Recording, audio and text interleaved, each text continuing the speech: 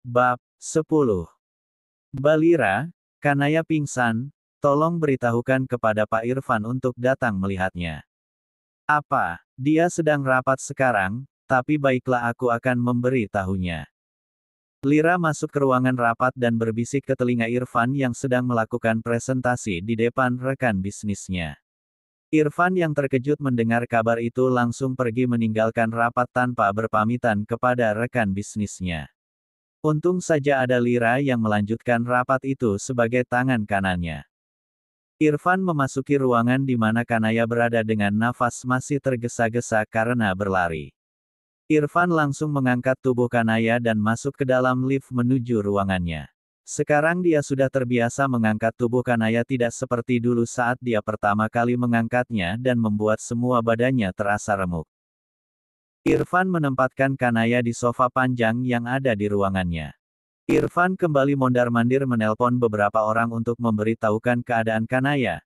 Dia terlihat sangat panik melihat Kanaya yang terbaring lemah tak berdaya apalagi sampai tak sadarkan diri. Tok tok tok, office boy mengantarkan air hangat dan makanan ke dalam ruangan Irfan. Terima kasih, kamu boleh pergi. Seru Irfan kepada seorang office boy. Kanaya, mengapa kamu belum sadar juga? Jangan membuatku khawatir seperti ini. Irfan terlihat berantakan sambil memandang Kanaya. Tok, dot tok, tok, ketukan kedua dan ternyata itu adalah Rian. Irfan menelponnya memberitahu untuk datang melihat kondisi Kanaya saat ini. Rian sudah selesai memeriksa kondisi Kanaya dan beberapa menit kemudian Kanaya bangun. Dokter Rian, mengapa kamu di sini? Kanaya masih memegang kepalanya berusaha untuk duduk. Sayang, kamu jangan memaksakan untuk duduk, kondisimu sedang kurang stabil sekarang. Berbaringlah, aku akan menemanimu dan akan tetap berada di sisimu. Ucap Irfan yang terlihat senang melihat Kanaya sudah siuman dan mencium punggung tangan Kanaya. Jadi bagaimana kondisinya? Apa dia baik-baik saja kan? Irfan terlihat kembali panik. Dia hanya kelelahan, biarkan dia istirahat untuk sementara waktu. Dan besok kalian bisa pergi ke spesialis kandungan untuk melakukan pemeriksaan. Jawab Dokter Rian. Mengapa dengan kandungannya? Apakah bermasalah? Irfan terlihat polos untuk masalah ini. Aku menduga istrimu sedang hamil sekarang, tapi untuk lebih pastinya kalian lebih baik pergi ke ahlinya untuk pemeriksaan lebih lanjut, Rian sangat serius menjelaskan. Irfan terlihat antusias dan sangat senang mendengar jawaban dari Rian sedangkan Kanaya terlihat datar dan masih belum percaya dengan apa yang sedang dia dengar. Kanaya tidak bisa membayangkan bagaimana mungkin dia bisa hamil secepat itu sedangkan usia pernikahan baru memasuki 4 bulan. Di umurnya yang masih sangat muda, dia masih sangat labil untuk masalah seperti ini dan dia belum bisa membayangkan bagaimana nantinya dia akan mengurus bayinya. Sungguh khayalan Kanaya sangat jauh ke depan. Sayang, malam ini kamu tidur di rumah Mami saja, aku sudah menghubungi Mami memberi tahu keadaanmu. Aku akan lembur malam ini, tidak mungkin aku akan meninggalkanmu di apartemen seorang diri. Irfan masih duduk di sampingnya. Tidak mau Mas, aku ingin bersamamu. Kanaya memasang muka cemberut sambil memeluk Irfan. Entah mengapa perasaan kali ini tidak ingin jauh-jauh dari suaminya itu. Aku janji setelah selesai dengan pekerjaanku aku akan menemuimu. Malam ini kamu akan pergi memeriksakan kandunganmu bersama Mami. Maaf Mas nggak bisa mengantar kamu. Mas kok gitu sih sama aku, hiks hiks hiks.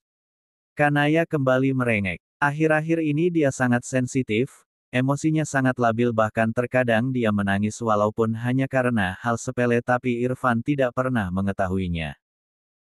Sayang please, aku mohon, aku janji akan menemuimu setelah itu. Irfan sudah mulai terpancing emosi menghadapi sifat Kanaya yang sangat manja tidak seperti biasanya. Kanaya hanya berdiam dan memalingkan wajahnya, air matanya kembali jatuh di kedua pipinya. Irfan yang melihat kelakuan istrinya itu hanya bisa mengelus-ngelus dada berusaha untuk tetap sabar menghadapi Kanaya. Sayang, kamu makan ya, biar sedikit saja makanan masuk ke dalam perutmu agar tenagamu cepat pulih. Irfan sudah memegang makanan di tangannya bersiap untuk menyuapi Kanaya. Aku belum lapar Mas. Kanaya masih memalingkan wajahnya. Ayolah sayang, ini demi kebaikanmu. Irfan masih setengah memaksa tetapi sebenarnya dia juga kesal melihat tingkah Kanaya hari ini. Baiklah. Kanaya sudah membuka mulutnya berusaha untuk menelan makanannya. Sudah beberapa suap masuk ke dalaman mulut Kanaya. Mas, berhenti, aku mau muntah. Benar saja, Kanaya memuntahkan semua makanannya di badan Irfan yang tepat berada di depannya. Astaga Kanaya, kenapa kamu tidak bisa mengontrolnya sih? Lihat ini, baju Mas kotor semua. Irfan setengah membentak dan melepaskan bajunya. Kini dia hanya menggunakan kaos dalam. Tapi bisa terlihat jelas badannya yang six-pack dan putih.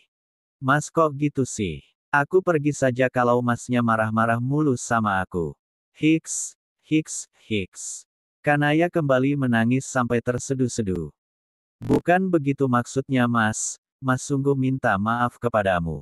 Mas janji tidak akan membentakmu lagi. Irfan kali ini harus benar-benar ekstra sabar menghadapi Kanaya. Mengapa dengan dia ya Tuhan berikan aku kesabaran lebih menghadapi anak ini. Irfan berusaha tetap tersenyum. Mas akan mengantarkan kamu pulang ke rumah Mami ya. Mas akan mengadakan rapat lagi jadi tidak mungkin aku akan meninggalkanmu di sini. Terserahlah. Kanaya hanya pasrah tapi sebenarnya dia hanya ingin berada di samping Irfan saat ini. Irfan mengangkat tubuh Kanaya berjalan sampai ke dalam mobil. Semua mata tertuju kepada mereka bagaikan kisah-kisah yang ada di sebuah sinetron bergenre romantis. Irfan yang berjalan hanya memakai kaos dalam membuat para wanita berdecak kagum melihat tubuhnya. Sisakan aku laki-laki seperti itu Tuhan. Seru seorang karyawan wanita yang terhanyut dalam keromantisan yang dibuat oleh Irfan. Suaranya masih bisa terdengar jelas di telinga Irfan. Sampai di dalam mobil Irfan menjatuhkan tubuh Kanaya dengan hati-hati. Kanaya hanya diam menatap keluar jendela. Air matanya kembali jatuh entah apa yang sedari tadi dia risaukan. Irfan yang melihat ekspresi Kanaya hanya bisa ikut terdiam karena dia sudah tidak tahu akan berbuat apa lagi. Irfan yang fokus mengendarai mobilnya dan tiba-tiba saja teleponnya berdering dia melihat ke layar HP-nya. Ternyata itu panggilan dari Feli. Kanaya juga bisa melihat nama itu karena kebetulan HP-nya disimpan di sampingnya. Perasaan Kanaya menjadi tambah sedih karena Irfan tidak mengangkat telepon dari Feli. Dia berpikir Irfan menyembunyikan sesuatu darinya. Mengapa Mas tidak mengangkatnya? Apa Mas tidak ingin aku mengetahui isi pembicaraan kalian? Ucap Kanaya sambil meneteskan air mata entah sudah berapa kali dia menangis hari ini. Aku malas membahasnya Kanaya. Jadi tolong jangan bertanya lagi. Irfan tidak menatap Kanaya. Kanaya memegang dadanya yang terasa sesak, isak tangisnya kembali terdengar. Tiba di depan sebuah gerbang yang tinggi Irfan membunyikan klakson mobilnya beberapa kali. Seorang satpam membuka pintu gerbang dan tersenyum kepadanya sedangkan maminya sudah berdiri di teras rumahnya menunggu kedatangan mereka. Kanaya masih sangat lemas untuk berjalan. Irfan turun dan membukakan Kanaya pintu mobil. Kanaya masih terpaku di tempat duduknya dan tatapannya kosong. Ayolah sayang jangan membuatku menjadi serba salah seperti ini. Irfan akhirnya kembali mengangkat tubuh Kanaya menuju kamarnya yang berada di lantai 2 rumah maminya. Sedangkan Kanaya masih saja terdiam. Maminya hanya menunggu di lantai bawah, dia tidak ingin mencampuri urusan anaknya itu. Irfan membaringkan Kanaya di kamarnya. Saat dia masih tinggal di rumah maminya. Kamar ini sudah lama tidak terpakai tapi masih sangat bersih karena pembantu di rumahnya tiap hari membersihkannya. Sayang aku pergi, kalau kamu butuh apa-apa kamu bisa menelpon menggunakan telepon rumah. Ini akan terhubung ke bagian asisten rumah tangga yang ada di rumah ini. Irfan mencium kening Kanaya yang duduk bersandar di tempat tidur. Mas, janji tapi kamu langsung pulang ya. Aku nggak mau kamu menemuinya lagi. Kanaya memeluk tubuh Irfan dengan erat. Iya sayang aku janji, tapi kamu harus makan ya. Nanti aku menyuruh Binina mengantar makan ke sini. Irfan mengelus lembut kepala Kanaya. Ia janji aku akan makan. Kanaya akhirnya mengeluarkan senyumannya. Kanaya sayang, ucap Irfan lembut. Iya mas, ada apa? Bisa lepaskan pelukannya. Bagaimana aku mau pergi jika kamu masih terus memelukku? Hehehe, lupa mas. Kanaya akhirnya melepaskan pelukannya. Irfan sudah melangkah pergi mendekati pintu kamar. Mas, suaranya terdengar manja. Ada apa lagi sayang? Irfan membalikkan badannya melihat Kanaya. Ini, Kanaya menunjuk bibirnya pertanda ingin mendapatkan ciuman dari Irfan. Irfan tersenyum melihat Kanaya dan kembali mendekati Kanaya. Irfan mencium bibir Kanaya dengan lembut. Sudah puas, ucap Irfan. Belum, Kanaya menggelengkan kepalanya. Di sini, dan di sini. Kanaya menunjuk keningnya, pipi kanan dan pipi kiri. Irfan akhirnya melayangkan ciuman di tempat yang ditunjuk oleh Kanaya. Uma, Uma. Bunyi kecupan Irfan. Mas, aku mencintaimu. Kanaya kembali mengecup lembut bibir Irfan. Aku juga mencintaimu sayang. Irfan akhirnya benar-benar pergi meninggalkan Kanaya. Tok, tok, tok, suara ketukan pintu. Ia masuk. Kanaya, Mami membawakan kamu bubur dan sup hangat. Mami Anita sudah duduk di sampingnya. Mami Kanaya jadi nggak enak, Mami sudah repot-repot membawakan makanan ke sini. Nggak apa-apa sayang, kamu sudah Mami anggap sebagai anak kandung Mami, jadi jangan sungkan-sungkan untuk meminta bantuan kepada Mami. Makasih Mi. Mami Anita menyuapi Kanaya secara perlahan. Mi, aku mau muntah. Kanaya langsung berlari ke kamar mandi, dia tidak ingin kejadian seperti tadi akan terulang. Kanaya, atau kita ke dokter sekarang sayang. Mami takut kamu akan bertambah lemas. Mami Anita mengurut dengan pelan leher belakang Kanaya yang masih terus muntah. Iya Mi, jawab Kanaya lemas. Mami Anita membopong badan Kanaya dibantu dengan Bi Nina memegang tangan Kanaya menuruni tangga. Mobil telah siap. Pak Joko, sopir pribadi Nyonya Anita, langsung melajukan mobilnya karena melihat kondisi Kanaya yang sudah sangat lemas. Sampai di klinik dokter kandungan, Nyonya Anita langsung masuk ke dalam ruangan dokter karena tadi sudah menghubungi terlebih dahulu. Anita, siapa dia? Seru dokter laki-laki yang terlihat sangat akrab dengan mertuanya itu. Menantuku, jawab Mami Anita singkat. Oke baiklah, silahkan berbaring nak. Dokter tersebut sangat akrab dengan pasiennya dan tidak lupa untuk menutup tirai. Dokter tersebut dibantu oleh perawat yang sudah mengoleskan jeli di perut Kanaya. Sedangkan Mami Anita menunggu di kursi tanpa menemani Kanaya. Dok, apakah aku hamil? Tanya Kanaya dengan penasaran. Aku akan memeriksanya terlebih dahulu. Dokter tersebut sudah mengerak-gerakan alat di atas perut Kanaya. Selamat nak. Kamu bisa melihat ini. Dokter tersebut menunjuk di layar monitor. Aku hamil dok. Apakah aku benar-benar hamil? Kanaya masih tidak percaya. Iya, sekarang sudah memasuki usia 6 minggu. Sekarang harus lebih berhati-hati karena usia kandunganmu masih sangat muda. Kanaya masih terlihat tidak percaya dengan apa yang sedang dialaminya. Perasaannya masih campur aduk, tapi senyumannya bisa terlihat jelas sambil mengelus lembut perutnya. Sayang, aku benar-benar hamil. Kanaya mengirimkan pesan kepada Irfan. Mas, kamu di mana? Apa masih sangat sibuk sampai tidak membalas pesanku? Pesan kedua dari Kanaya tapi belum dibaca juga oleh Irfan. Baiklah, aku menunggumu di rumah Mas. Pesan ketiga dari Kanaya. Tiba di rumah, Hana sudah menyambutnya di depan pintu. Bumil, teriakan dari Hana saat melihat Kanaya. Hei Babs, aku benar-benar lemas sekarang, jadi bisakah kamu mengambilkan kakak iparmu ini air minum? Kanaya duduk di ruang keluarga. Okelah, kamu ratunya sekarang. Hana lalu pergi mengambilkan Kanaya air minum padahal Kanaya hanya bercanda. Hahaha, ternyata kamu benar-benar mengikuti perintahku. Kanaya tertawa kecil melihat Hana membawakan air minum kepadanya. Aku akan melakukan semua perintahmu asal keponakanku yang ada di perut ini bisa sehat sampai dia lahir. Hana sangat senang setelah mendengar kabar kalau Kanaya sedang mengandung. Mas Irfan belum pulang, ucap Kanaya. Sudah ada di kamarnya, mungkin sedang tidur karena kelelahan.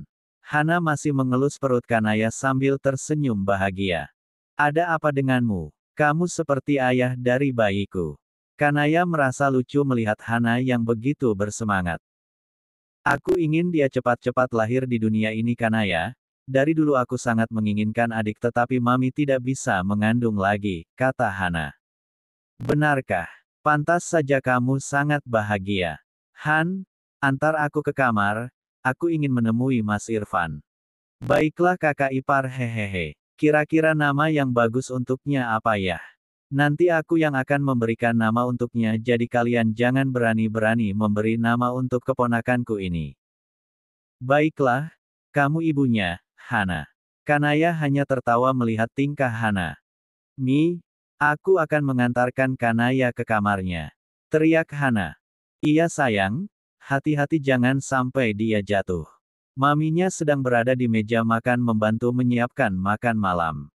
Hana dengan hati-hati membawa Kanaya menaiki anak tangga satu persatu.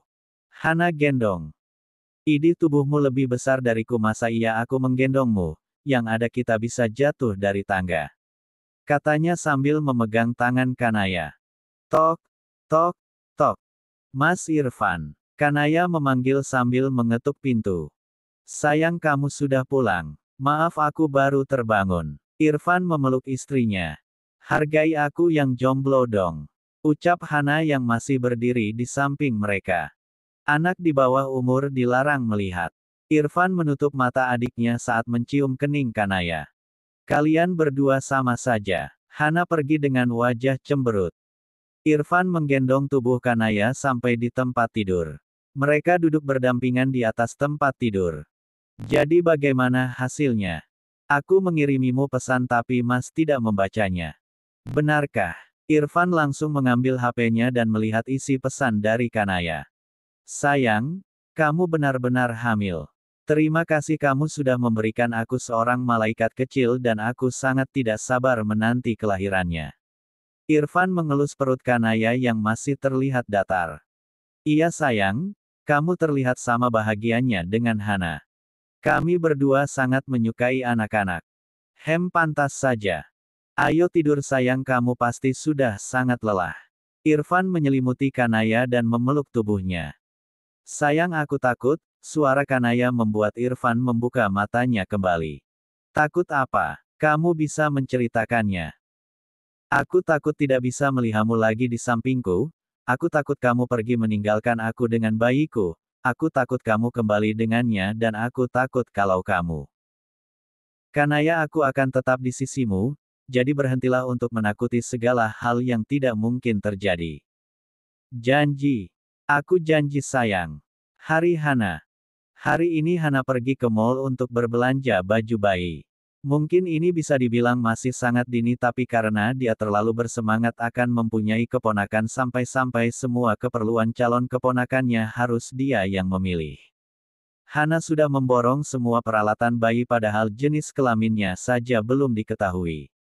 Kanaya dan Irfan hanya membiarkannya daripada ribut jadi mereka hanya mengikuti alur cerita Hana. Kamu sedang hamil, tapi kamu tidak terlihat sedang hamil. Mana suamimu? Pasti dia tidak bisa mengantarmu karena sibuk bekerja, padahal gadis secantik kamu tidak pantas untuk diperlakukan seperti ini. Andai aku yang jadi suamimu pasti aku akan menemanimu setiap waktu.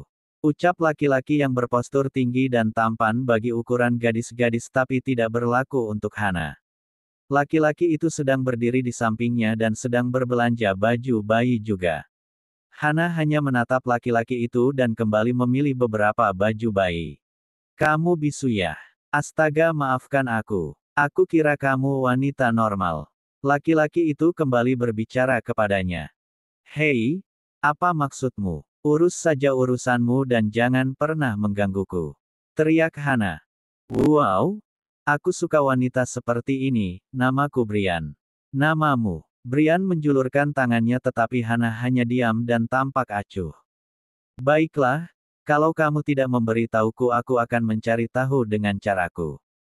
Brian menarik kembali tangannya. Hana sudah pergi menuju kasir meninggalkan Brian yang masih terpikat dengan pesonanya. Setelah selesai membayar, ternyata Hana sangat kewalahan membawa semua barangnya menuju parkiran.